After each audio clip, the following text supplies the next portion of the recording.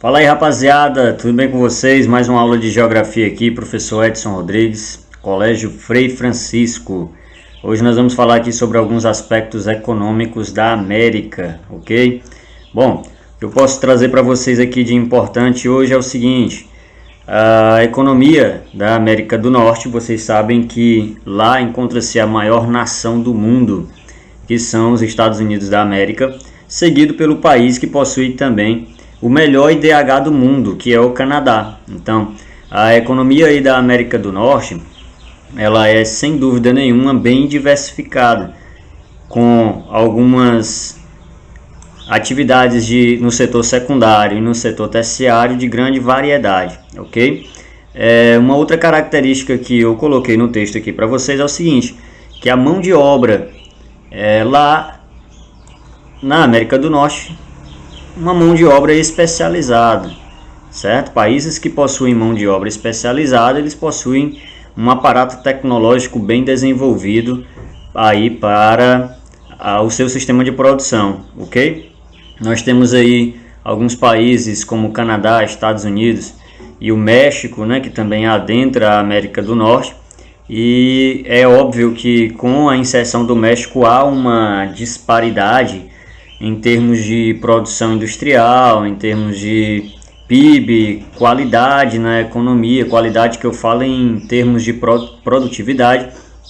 E seguindo a linhagem global, né, na América do Norte também não foi diferente. Os países que ali são pertencentes àquela região formalizaram, criaram em 1992 o NAFTA, um bloco econômico de cooperação entre Canadá, Estados Unidos e México, né? Uma área de livre mercado, não é livre comércio e nem livre acesso de pessoas, é livre mercado, e provê aí esse NAFTA provê algumas características bem peculiares com relação à questão econômica, né?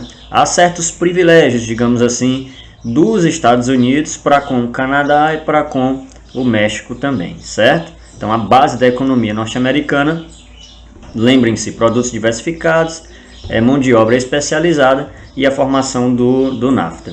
A gente pode observar que nesse primeiro setor, no setor secundário, né, que é o motor principal da economia norte-americana, há não só norte-americana, mas da América do Norte como um todo, né?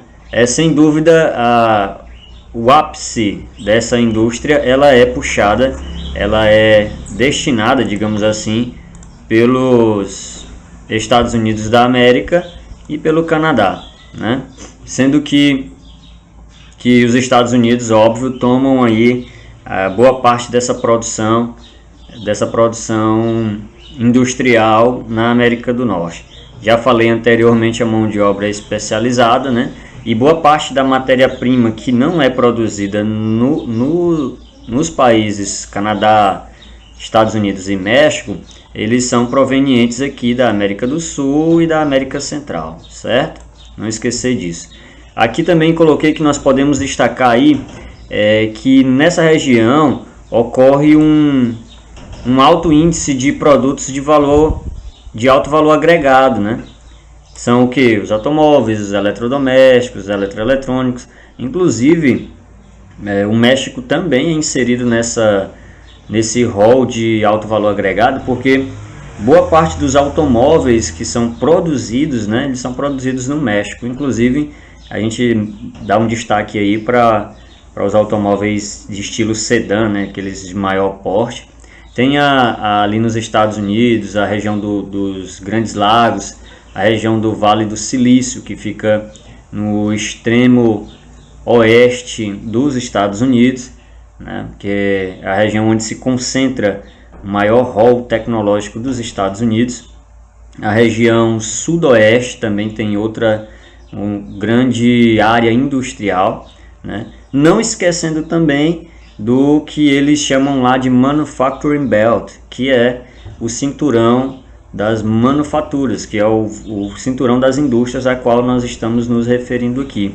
Em se tratando de indústria mexicana, sem dúvida nenhuma, é uma das indústrias mais desenvolvidas, perdendo aí, se falando de América como um todo, perdendo para o Brasil, mas pela proximidade, pelas matérias-primas que possui, também possui um rol industrial bem desenvolvido, ok? Tem destaque também para alguns setores na área primária, no setor secundário, produção têxtil, produção de alguns produtos de mineração, de extração mineral, né, que acabam abastecendo essas indústrias com matéria-prima, ok? Então essas unidades aí de fornecimento de baixo valor agregado, o México toma uma bela porção contribui bastante com essa produção de baixo valor agregado, contribuindo para as indústrias que possuem produtos com alto valor agregado, como os Estados Unidos e o Canadá, né?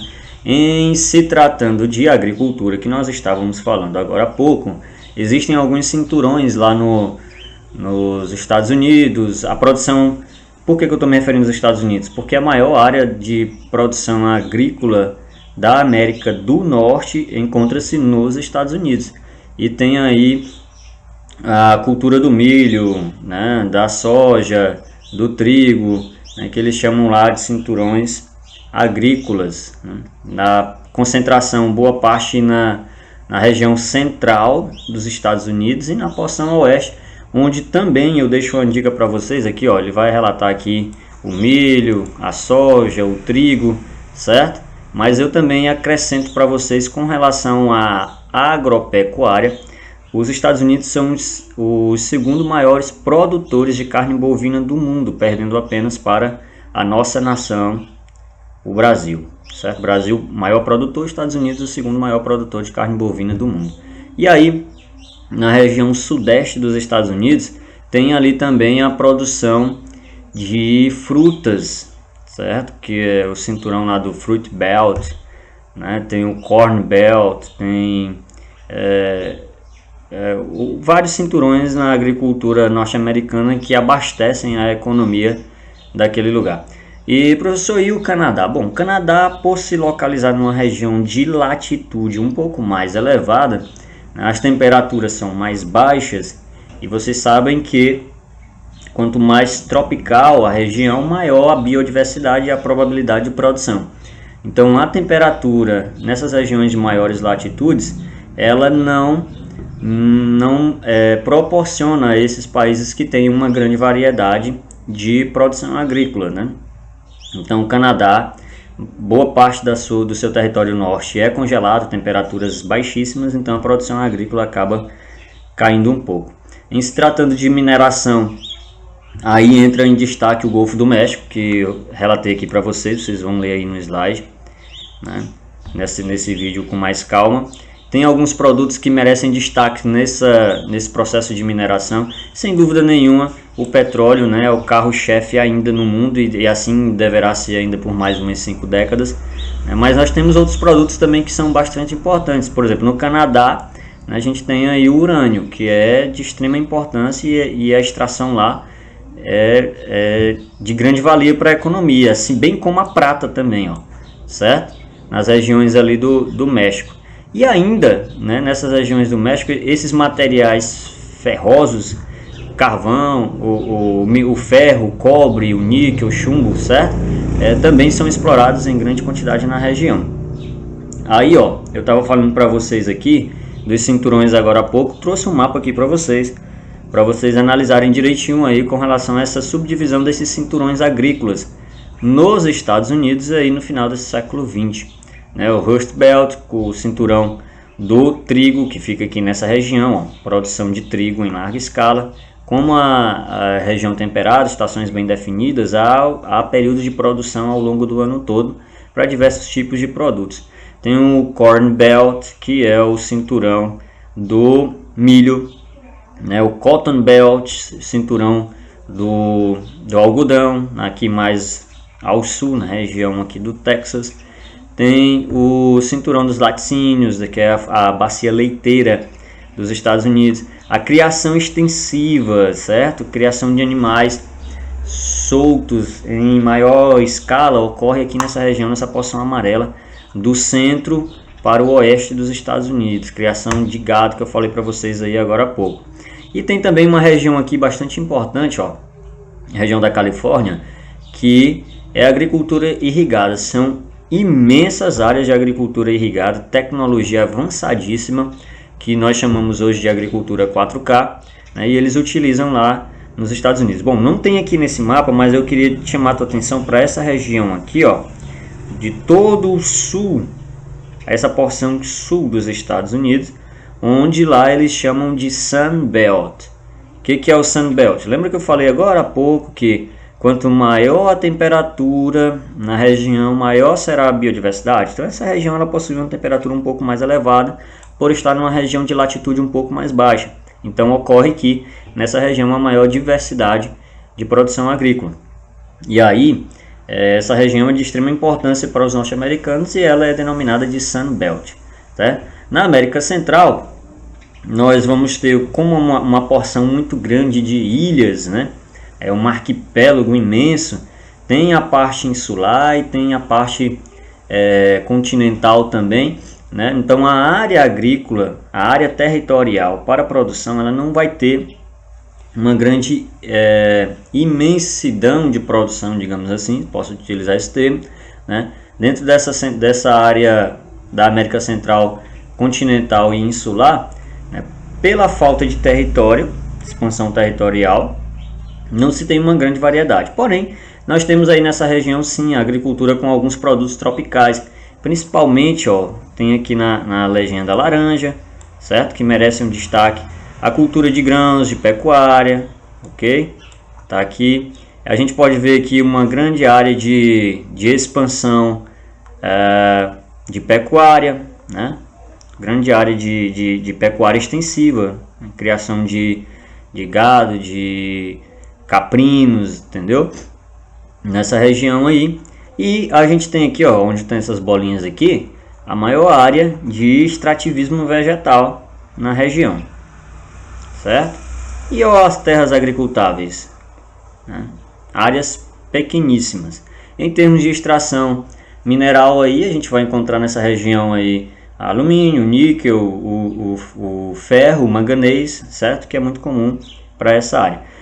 Em termos de lavoura, também tem aqui nesse mapa aqui o arroz, o algodão, a banana, cana-de-açúcar, cacau, café, milho, certo? E o fumo, o tabaco, que são produtos de linha de frente para comercialização na América Central. Bem como nessa região aqui, ó, o destaque para a pecuária, nós temos aqui os bovinos e suínos, ok? Bom, indo para a América do Sul, nós temos aqui uma certa variedade, né, de produção nessa região, tanto no setor primário, secundário como no terciário. O Brasil, obviamente, ele merece um destaque, porque hoje, acreditem vocês, o mundo não viveria sem o Brasil, sem a produção agrícola brasileira. Isso aí é fato e é comprovado cientificamente, certo? Então nós temos uma grande variabilidade de produtos, tanto no setor da agropecuária, na região central do Brasil, como no setor secundário, na região sudeste do Brasil, né, que merece um destaque aí enorme para essas duas áreas, primária e secundária. O setor terciário é um dos setores que mais cresce no Brasil. Nós temos aqui, por exemplo, no Chile, não vou falar de todos os países, depois vocês vão dar uma lida aí. No Chile também merece destaque, principalmente por estar aqui na costa do Pacífico, uma região de grande exploração de pesca industrial. O Chile é um destaque na América do Sul como um todo, inclusive em alguns dados de IDH superando o Brasil, né? Então merece destaque. Aqui na região da Argentina, que eu gostaria de citar para vocês também, por estar numa região de latitude média, já ali numa zona temperada, a Argentina é uma grande produtora de trigo. E esse trigo, como o Brasil possui um território continental, né, e nós não temos de área agricultável, né, para o trigo, nós só temos a região sul, o que o sul produz não consegue abastecer o restante do país. Então o que acontece?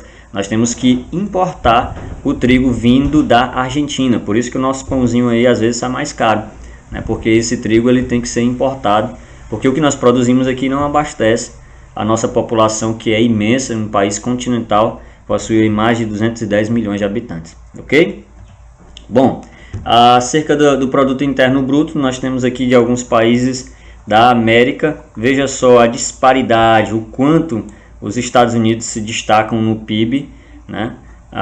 O Brasil encontra-se aqui, veja só, na relação entre México e Brasil que eu estava falando para vocês aqui agora há pouco, veja só como o Brasil ainda possui ainda um setor econômico superior, um pouco superior ao do México, sendo que são dois países aí considerados emergentes. E veja só para vocês, até em PIB que eu estava relatando, olha só o destaque aqui, muitos alunos acabam escorregando nessa casquinha de banana quando dizem que o Brasil possui um PIB aí maior que o do Chile. Infelizmente não, o Chile na América merece um destaque maior do que o do Brasil, ok? Gente, valeu, espero ter contribuído com